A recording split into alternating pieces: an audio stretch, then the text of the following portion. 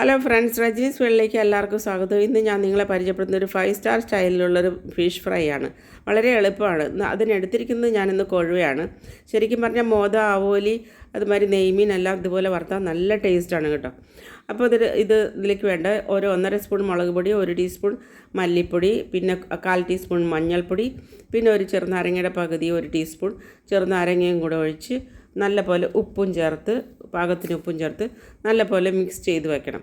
ഒരു 15 മിനിറ്റ് നേരം അതൊന്ന് മസാല പിടിക്കാനായിട്ട് വെക്കണം. അത് കഴിഞ്ഞ് ഒരു ഫ്രൈ പാൻ എടുത്തിട്ട്, ഫ്രൈ പാനിലാണ് വറക്കാൻ നല്ലത്, ഇത് പറ്റി പിടിക്കുന്ന സൈസ് മീനാണ്. ഫ്രൈ പാൻ എടുത്ത് 2 വശം നല്ല മൊരിയിച്ചെടുക്കണം. പിന്നെ അതിൽ ഒന്നുകൂടി ടേസ്റ്റ് കൂട്ടാനായിട്ടാണ് ഈ പുതിയൊരു പരിപാടി. പച്ചമുളക്, ഇഞ്ചി, കറിവേപ്പില ഇതെല്ലാം ഈ വറുത്ത മീനിൻ്റെ മുകളിലിട്ട് അതിൻ്റെ മീതെ കുറച്ച് നല്ല കട്ടി തേങ്ങാപ്പാലൊഴിച്ച് അടച്ച് വെച്ചിട്ട് ഒരു 5 മിനിറ്റ് വേവിക്കാം. അപ്പോൾ തേങ്ങാപ്പാലെല്ലാം വറ്റി വരുമ്പോൾ നല്ല ടേസ്റ്റാണ്. ഇത് ശരിക്കും കട്ടിയുള്ള ദശയുള്ള മീനുകളൊക്കെയാണ് കൂടുതൽ ടേസ്റ്റ്, ഇതും നല്ല ടേസ്റ്റാണ്. അപ്പോൾ ഇതിൻ്റെ മീതെ നമ്മൾ ഡെക്കറേറ്റ് ചെയ്യാനായിട്ട് ഒരു സവോളയുടെ പകുതി എടുത്ത് കുറച്ച് ഉപ്പ് പൊടി ഇട്ട് ഒന്ന് ചെറുതായിട്ടൊന്ന് വഴറ്റി ഇതിനെ മീതെ നമുക്കിടാം. അതുകൂടാതെ കുറച്ച് മല്ലിയിലയും കൂടി ഇട്ടാൽ നമ്മളുടെ അടിപൊളി 5 സ്റ്റാർ സ്റ്റൈലുള്ള ഫിഷ് ഫ്രൈ റെഡി ആയിട്ടുണ്ട്.